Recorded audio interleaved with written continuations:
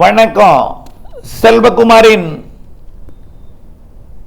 பருவநிலை மாற்றம், அதிக பனி, அதிக மழை, குறைந்த காலத்தில் கொட்டும் மழை, கடும் வெயில், அனைத்திற்கும் காரணம் கேடு விளைவிக்கும் கார்பன்.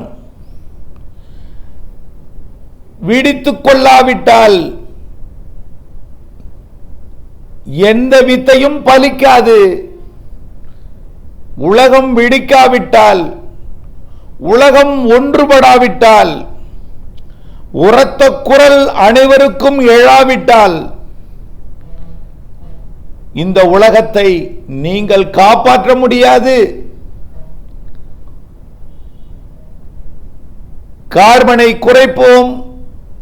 கார்பன் எப்படியெல்லாம் இந்த ஆண்டு கேடு விளைவித்துக் கொண்டிருக்கிறது, உங்களுக்கு எப்படி அதை பாதிப்பை ஏற்படுத்தி கொண்டிருக்கிறது, கார்பன் வெளியிடுவது யார்,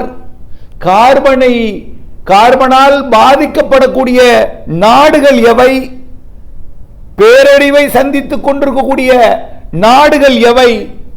தயவு செய்து குழந்தைகளை பெற்றெடுத்து ஊட்டி வளர்த்து உலகம் இல்லாமல் நாம் என்ன செய்ய போகிறோம் என்கின்ற ஒரு கவலை அளிக்கக்கூடிய விதமாக இந்த அறிக்கையை உறக்கமில்லாமல் உரத்த குரலுடன் ஒலிக்கிறேன், எச்சரிக்கிறேன்.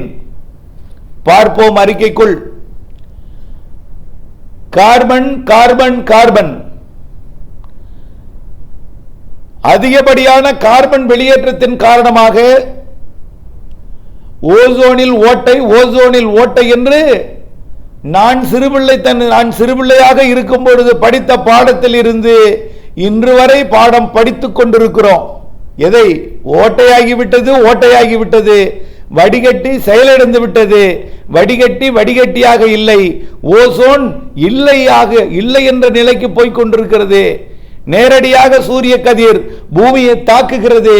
கடல் வெப்பம் கடுமையாக உயர்ந்து கொண்டிருக்கிறது.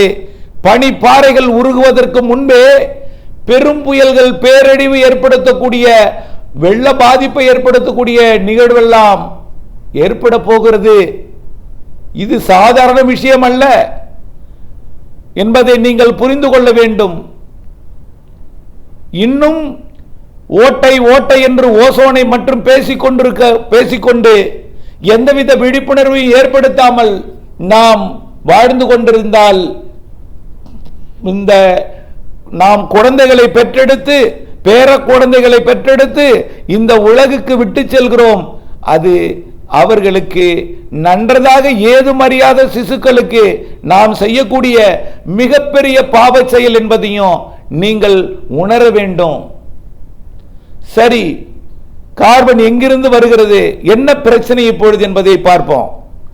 இந்த ஆண்டு நீங்கள் நன்றாக யோசித்து பார்க்க வேண்டும். சார், வெள்ளம் தான் அப்பயே வந்திருக்கு சார், புயல் தான் 1963 வந்திருக்கு சார், 1960 வந்திருக்கு சார் புயல். ராமேஸ்வரத்தை பெரும் புயல் தாக்கி ராமேஸ்வரத்தில் இருக்கக்கூடிய ரயிலையே கடலுக்குள்ள கவிழ்த்து தனுஷ்கோடியே மூழ்கடித்து தனுஷ்கோடி கடலுக்குள் போனதெல்லாம் நீங்கள் தெரிந்ததுதானே. அப்பொழுதும் தான் இருக்கிறதே. அப்பொழுது பருவநிலை காலம் அப்பொழுது மாறவில்லையா என்று நீங்கள் கேட்கலாம். கேட்ட கேள்விக்கும் இதோட பதில். அப்பொழுது பல ஆண்டுகளுக்கு ஒரு முறை தான் அந்த புயல் ஏற்படும்.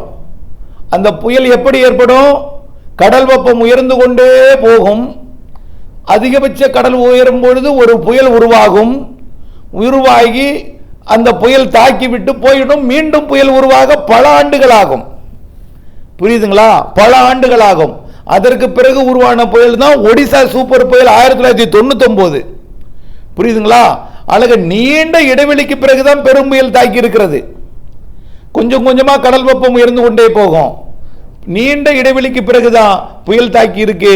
அதுக்கப்புறம் அதாவது தனுஷ்கோடி புயலுக்கு அப்புறம் ஒடிசா சூப்பர் புயல், அதுக்கப்புறம் எத்தனையோ புயல்கள் வந்திருக்கிறது, நான் பார்த்திருக்கிறேன். அதுல ஒண்ணு தானே புயல், கடலூரை தாக்கியது.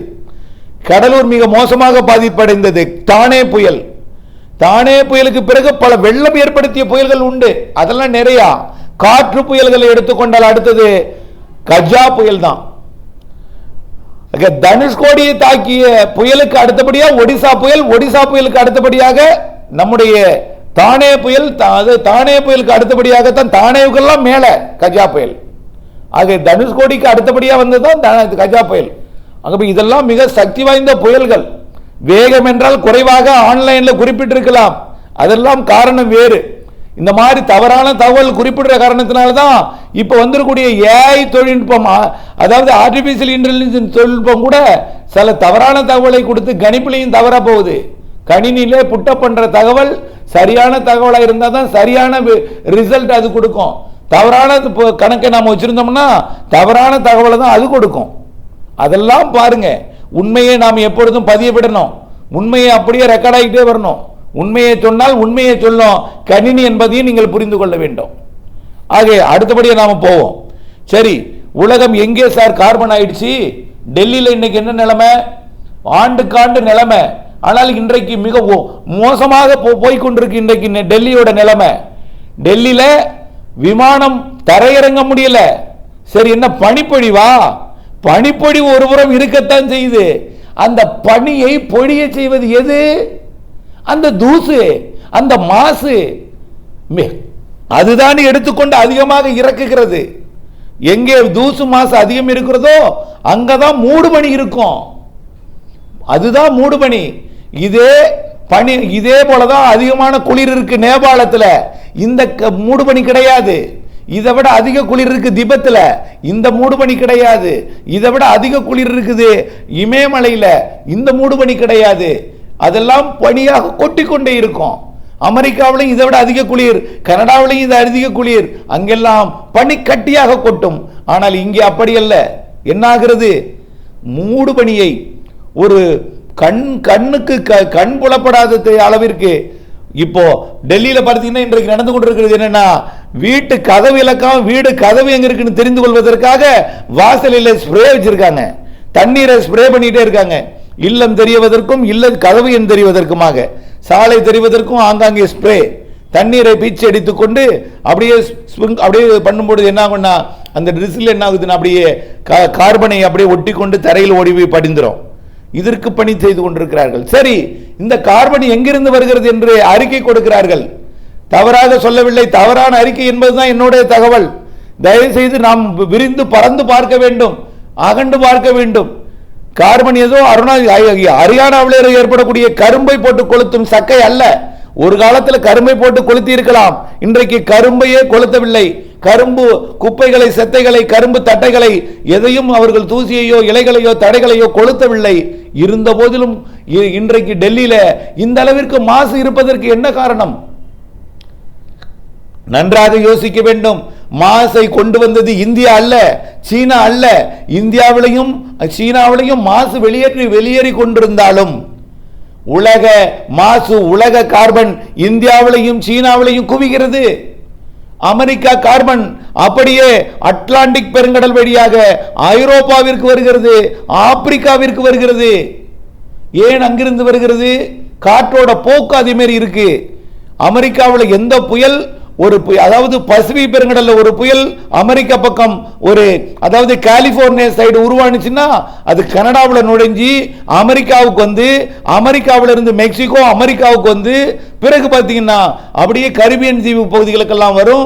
சிலது கனடா வழியா அமெரிக்கா வரும்.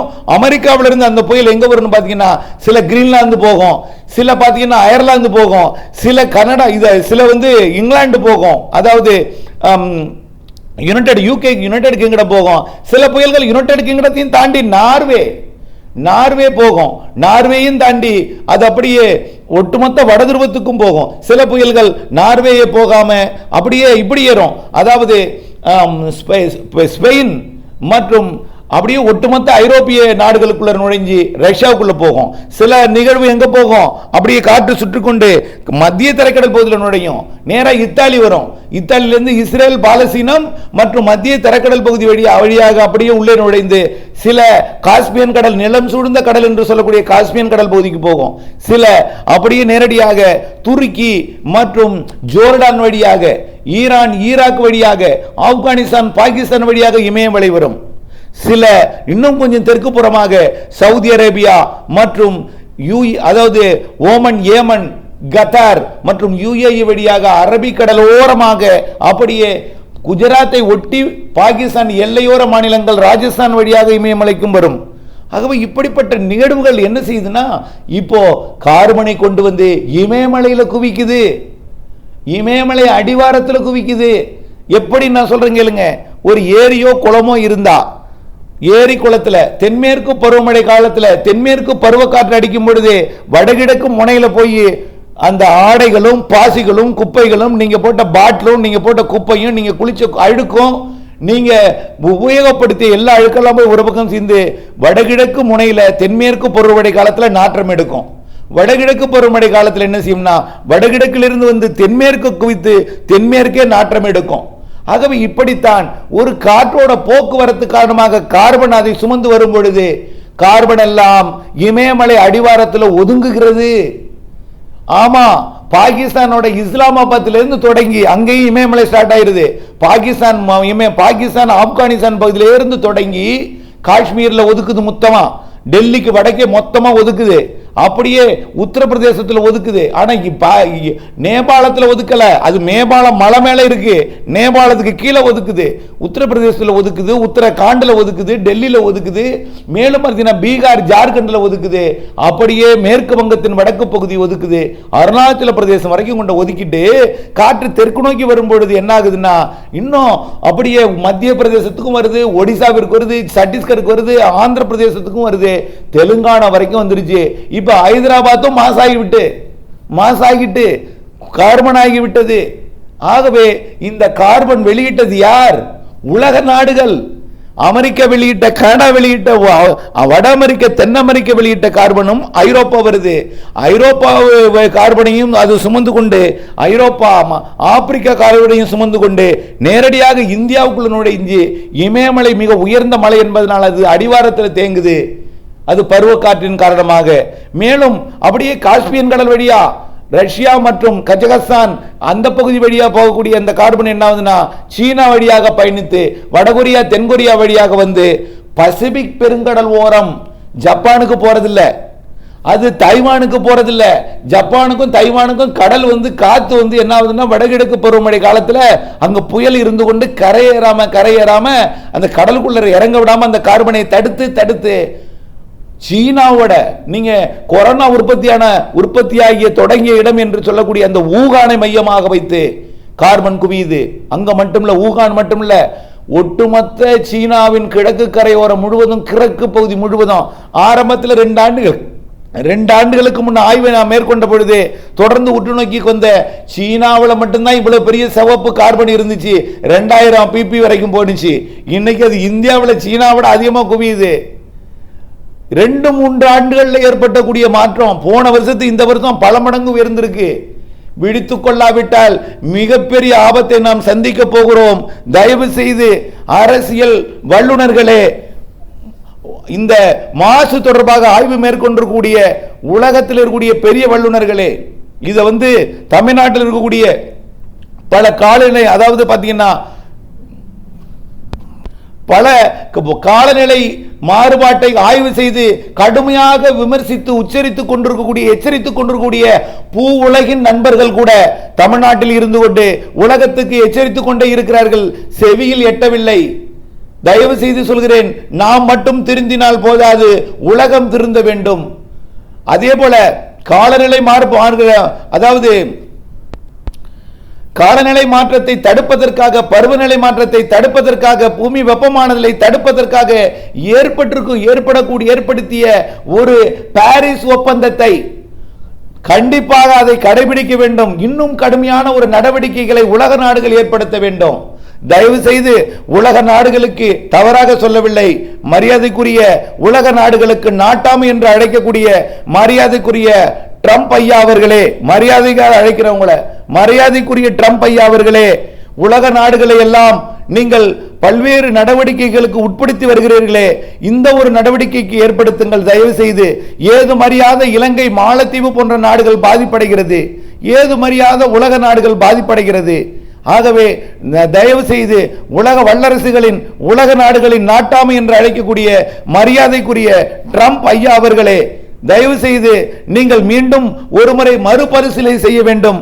பாரிஸ் ஒப்பந்தத்தை முழுமையாக கடைபிடிக்க வேண்டும். அந்த ஒப்பந்தம் ஒரு 5% கூட இருக்காது. அன்றைய காலநிலை மாறுபாட்டில் நீங்க கொண்டு வந்த அந்த ஒப்பந்தம், ஆனால் அதை விட மோசமாகிவிட்டது பருவநிலை. அந்த கார்பன் எல்லாம் அதிகரித்து விட்டது.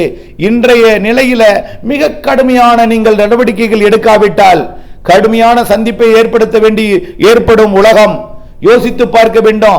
பனிப்பொழிவு பொழிந்து கொண்டிருக்கூடிய இடங்கள் எல்லாம் வெள்ளப்பெருக்கு, அனல் வீசு கொண்டிருக்கூடிய இடங்கள் எல்லாம் பாலைவன பகுதி எல்லாம் பல ஆண்டுகளில் பெய்ய வேண்டிய மழை அரபு சவுதி அரேபியாவில் சில நாள்களில் பெய்து மெக்கா மதினாவெல்லாம் அவ்வளவு மோசமான வெள்ள பாதிப்பை சந்தித்திருக்கிறது. இன்னும் ஈரானிலே கடந்த வாரம் கடும் வறட்சி என்று ஆறுகளை காட்டினார்கள். இந்த வாரம் கடும் வெள்ளம் என்று ஆறுகளை காட்டிக் கொண்டிருக்கிறார்கள். அதுவும் ஈராக்கிலே என்னமோ சிவப்பு நிறத்தில் கடல் என்று எல்லாம் எங்கிருந்து வந்தது? உலகம் போய்கொண்டிருக்கிறது மிக மோசமான பாதையில் என்பதை நீங்கள் புரிந்து கொள்ள வேண்டும். தயவு செய்து உலக வல்லரசுகளின் தலைவர் என்று அழைத்துக் கொள்ளக்கூடிய மரியாதைக்குரிய ட்ரம்ப் ஐயா அவர்களே, சற்றே யோசியுங்கள். தயவு செய்து இன்னும் கடுமையான நடவடிக்கைகள் உலகத்திற்கு ஏற்படுத்தி கொடுக்க வேண்டும். கார்பன் வெளியேற்றத்தை தடுத்து மறுசுழற்சி செய்யக்கூடிய விதத்திலே நாம் மின் உற்பத்தி போன்றவை எல்லாம், மின்சார உற்பத்தி எல்லாம் செய்ய வேண்டும். அதாவது புதுப்பிக்கத்தக்க எரிசக்தி எனப்படக்கூடிய காற்றாலை மின்சாரம், நீர் மின்சாரம் மற்றும் கடல் அலையில் இருந்து மின்சாரம் போன்றவற்றில் சூரிய ஒளியிலிருந்து மின்சாரம் என்ற அளவிற்கு நாம் மாற வேண்டும் என்பதை கேட்டுக்கொண்டு மேலும் பல யோசனைகள், மேலும் நாம் வெளியிடும் கார்பனுக்கு மின் உற்பத்திக்கு சமமான சேமிப்பு வேண்டும். கண்டிப்பாக உலக வல்லரசுகள் வெளியிடக்கூடிய கார்பன் தான் வளர்ந்து வரக்கூடிய நாடுகளை பாதிக்கிறது. இன்னும் ஏதுமறியாத வளரவே வழி தெரியாத பொருளாதாரத்தில் சிக்கி இருக்கக்கூடிய நாடுகள் எல்லாம் கடுமையான பஞ்சம், பட்டினி மற்றும் இலங்கை போல இன்னும் பல நாடுகள் பாதிப்படைந்து கொண்டிருக்கிறது என்பதை நீங்கள் உணர வேண்டும். தயவு செய்து புரிந்து கொள்ளுங்கள். உலக நாடுகள் ஒன்றிணைய வேண்டும். புதிய ஒப்பந்தங்கள் மீண்டும் கடுமையான ஒரு வலிமையான ஒரு நடவடிக்கைகளுக்கு ஏற்படுத்த வேண்டும். இது மக்கள் செய்யும் தவறல்ல. வல்லரசுகளும் உலக நாடுகளும் வளரும் நாடுகளும் வளர்ந்த நாடுகளும் செய்து கொண்டிருக்கக்கூடிய மிகப்பெரிய பிழை இது. உலகத்தில் இருக்கக்கூடிய எந்த நாடுமே கார்பன் வெளியேற்றத்தை தடுக்க வேண்டும். உதாரணத்திற்கு நீர் மின்சாரம் செய்யலாம், அருவியிலிருந்து உற்பத்தி செய்யலாம், அணைகளில் உற்பத்தி செய்யலாம், அணைகளிலிருந்து திறந்துவிடும் பொழுது உற்பத்தி செய்யலாம், ஆறுகளில் ஓடும் பொழுது காயில வச்சு உற்பத்தி செய்யலாம், கடலுக்கு போகும் வரை காயில் வைக்கலாம், மின் உற்பத்தி செய்யலாம். சூரிய மின்சாரம் எவ்வளவு பெரிய நம்முடைய இயற்கை சக்தி, அதை வைத்து நாம் மின்சார உற்பத்தி பண்ணலாம். காற்று வீசக்கூடிய இடங்களில் காற்றாலைகளை அமைக்கலாம். ஆகவே கடல் அலையிலிருந்து மின்சாரம் உற்பத்தி செய்யலாம். கடல் அலை கூட அதுக்கு பெரிய சவாலாக இருக்கும். அணைகள் இருந்து எங்கெல்லாம் ஓடுகிறது, திறந்து ஓடிக்கொண்டிருக்கூடிய ஆறு கரைகளில் கூட எங்கும் வைக்கலாம், மின் உற்பத்தி நிலையங்கள் வைக்கலாம். ஆகவே அங்கே அங்கே தடுத்து தடுத்து தடுத்து தடுத்து ஃபேனை ஓட வைக்கலாமே. அகன்று பறந்து ஓடக்கூடிய ஆறுகளை குறுகலாக்கி அது வழியா ஓட வைக்கலாமே. தயவு செய்து நீங்கள் புரிந்து கொள்ள வேண்டும். மின் உற்பத்தி என்பது இயற்கையாக கிடைக்கக்கூடிய கரியை வெளியிடாமல் கரியை வெளியிட்டு கரியாக்கி அதை நாம் சொகுசாக்க கூடாது என்பதை தெரியப்படுத்த விரும்புகிறேன். தயவு செய்து உலக நாடுகள் எல்லாம் ஒன்றிணைய வேண்டும். இந்தியா மட்டும், நம்முடைய தமிழ்நாடு மட்டும் திருந்தினால் மாறாது. உலக கார்பன் இந்தியாவில் குவிகிறது, உலக கார்பன் சீனாவில் குவிகிறது. உலக நாடுகள் ஒன்றுபட இந்தியா போன்ற பிரச்சனை ஏற்படுத்தி கொண்டிருக்கக்கூடிய பிரச்சனையை சந்தித்துக் கொண்டிருக்கூடிய இந்திய நாடு, சீனா, இந்தியா சீனா உலக நாடுகளை ஒன்றிணைக்க வேண்டும். அதிகமாக பிரச்சனை இருக்கக்கூடியது இப்போ கார்பன் குவிதலால் இந்தியாவை சுற்றியுள்ள நாடுகள் தான் அதிகமாக பாதிக்குது. இப்போ சீனாவை சுற்றியுள்ள, அதாவது சரியா சொல்ல போனா ஆசிய நாடு தான் அதிகமாக பாதிக்க போகுது இந்த கார்பன்னால. ஆசிய நாடு இந்தியா, சீனா உள்ளிட்ட நாடுகள். ஆகவே ஆசிய நாடுகள் பாதிப்படைய போகிறது என்பதை உச்சபட்ச எச்சரிக்கையின் காரணமாக தெரியப்படுத்த விரும்புகிறேன்.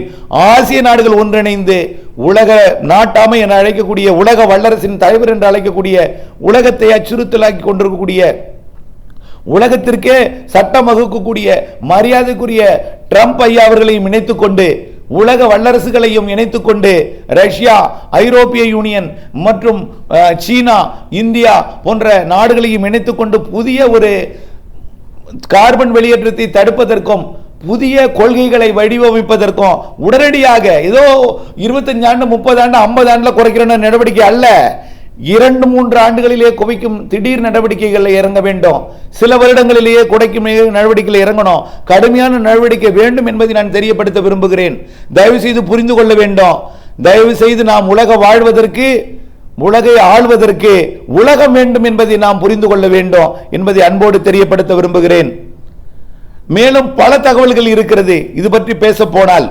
ஆகவே தயவு செய்து ஒரே வார்த்தை, உலகம் ஒன்றிணைய வேண்டும், உலக கார்பன் தடுக்கப்பட வேண்டும், உலக நாடுகள் ஒன்றிணைந்து விரைந்து நடவடிக்கை வேண்டும் என்று அன்பான வேண்டுகோளை கேட்டுக்கொள்கிறேன். இல்லை என்றால் இன்னும் சில ஆண்டுகளிலே சந்திக்க போகிற விளைவு மிக அதிகமாக இருக்கும் என்பதையும் எச்சரிக்கையாக விடுக்கிறேன் என்பதை அன்போடு தெரிவித்துக் கொள்கிறேன். நன்றி.